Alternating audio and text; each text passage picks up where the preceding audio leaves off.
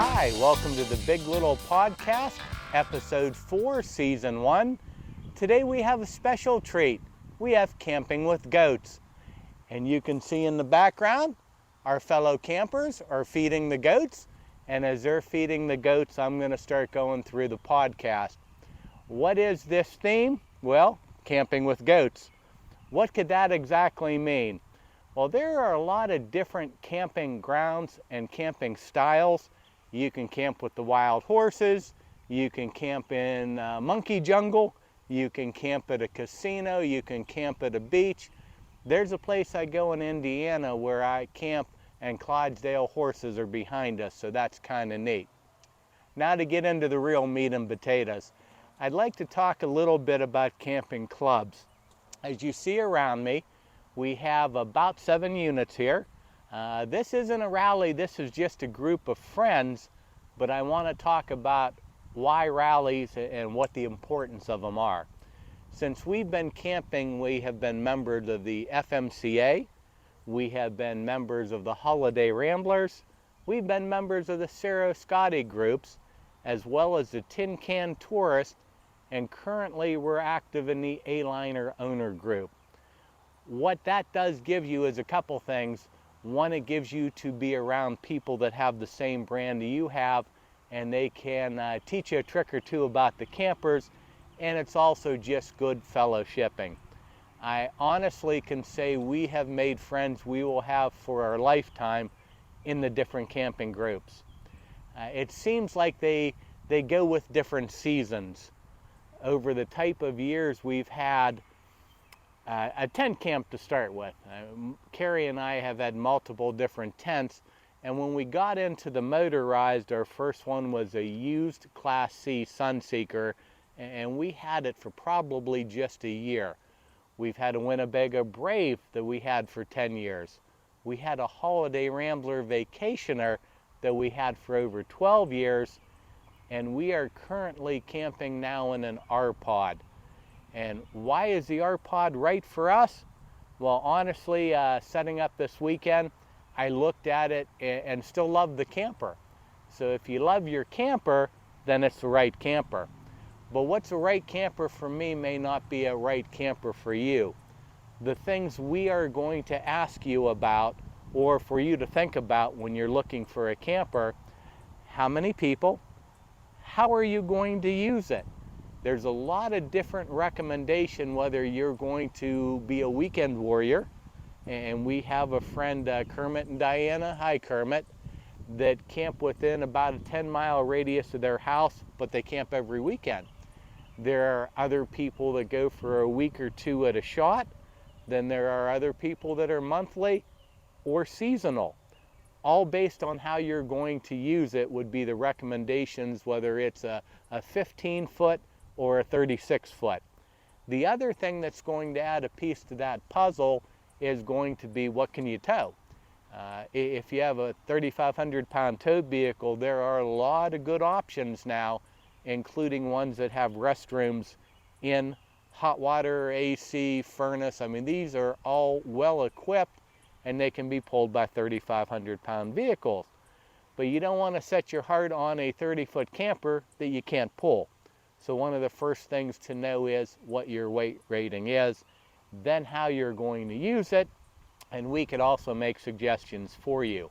One of the things I always look at, to me, is the floor plan and how much floor space you have, because there inevitably will come a time where you get rained in or the weather just isn't quite nice. Now, our camper is an R-Pod 180, 20-foot bumper to tongue.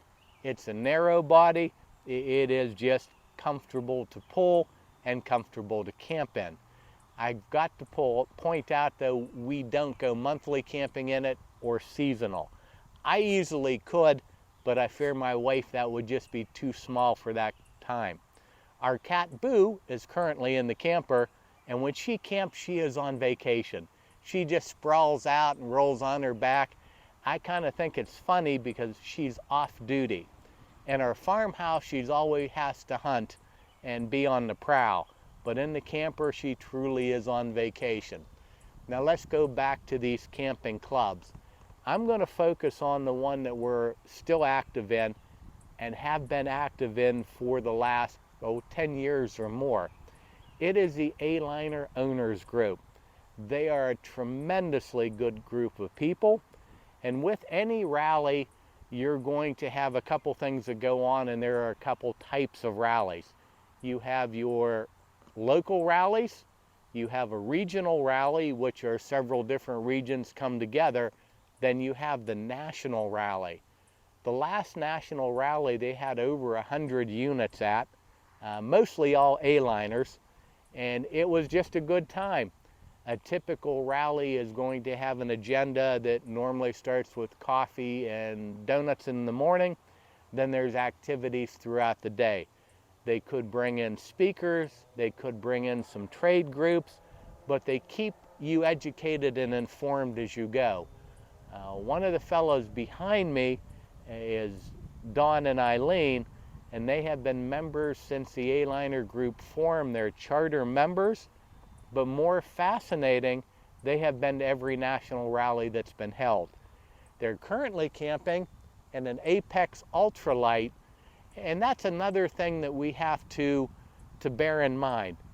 When you get a camper and you join a club, most of the time that club is restricted to that brand. There are needs that change over time.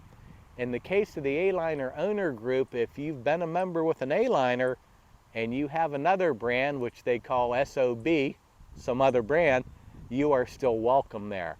Some of the other clubs would have friend rallies where you would have not only your group, but they would say this particular rally is open. If you want to bring a friend, you want to give an invite, they don't have to have a brand we have, but they're welcome to join us to see if they like the club.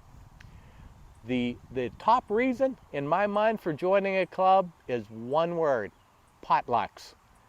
I just love when we get together, everyone brings their own special dish, and then you sit down and have a shared meal together. Part of the meal experience is very bonding to be with other people. The Holiday Rambler chapter we were in, God bless them, they would have ice cream socials, and it wasn't about giving you a scoop. You got a pint of ice cream and a spoon, and I'm not too sure any of those pints weren't finished by the time it was over. Each rally kind of can have a little uniqueness. The beach rally in Myrtle Beach that the A-Liner group hosts used to be a bratwurst welcome dinner, and that was kind of nice. That rally had been going on so long, some of their traditions changed, but I always looked forward to that bratwurst when you got there at the welcome dinner. The other thing that always amazed me when I started this, again, we've camped with multiple groups, we used to get there and I'd notice that they were doing something here, they were doing something there, and I would go, well, what the heck? We just don't know what's happening. Well, that was us not being smart enough to look at the agenda. All rallies have some form of agenda unless they're ad hoc. In the case of the Scotty group, they would take a 3x4 piece of paper, they'd have the agenda posted at the registration table. So my number one tip, look at the agenda, pick the things you want to do. You don't have to do it all, you don't have to do any of it. They normally culminate in the end with a big dinner. A lot of times there's live bands, there are door prizes, but it seems like the last night is the big one with the big celebration. What I keep going into this is what a great way this is to experience your camper. Even if you join a club, go to a rally or two and you don't like it, well, there's really no harm there. But if you go there and like it, you might really find a better way to enjoy it. We have been to national rallies in Colorado, Iowa, Illinois. Again, they move around the country, so that keeps it unique.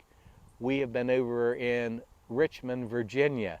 We have been to Gettysburg, which is the other nice thing with these rallies. When they set them up, they're generally set up in a place that has some kind of attraction.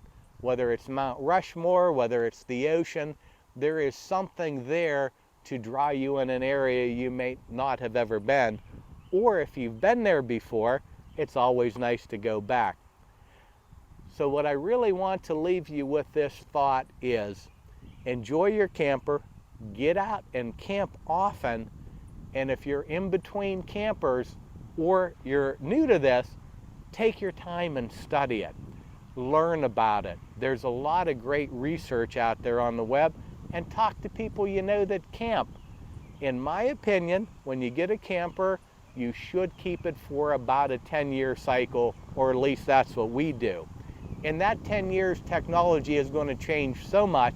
You're going to get the value out of your camper from using it, and then you're going to get into a new modern camper that things do change. One of the big changes I'm such a fan of is going to be this electric hot water. They're going to be propane and electric, and the ones that offer it. The other new thing that's come out, most of the converters in a 2023 and 2024 are both lead acid and lithium battery friendly. That's just a nice touch. I'm not ever saying buy a lithium and battery unless you're going to camp off the grid. Don't buy things you don't need is your big take from this one. I know I have got people ask about solar panels, ask about the solar systems. If you don't have a need for it, don't buy it. Unless you just like gadgets, and that's a whole nother story. So what I really want to say is, this to me is a great lifestyle. I grew up in it myself. We raised our children in the motorhomes, going to Disney almost every year. Some of the best memories in my life have come from camping. Where else do you have a chance to get outside, plug yourself out, and enjoy nature and not have to do a lot with watching people on iPads and phones? The other hand-in-hand thing to me, camping is family. Camping is unconnecting and reconnecting, but more with people and campers than with a gadget or television. Our country is tremendously beautiful, and I don't think in our lifetimes we can run out of good places to camp. So the big thing is just to get out there and start camping. Thank you for watching Podcast 4. We'll see you at 5. Good day and happy camping.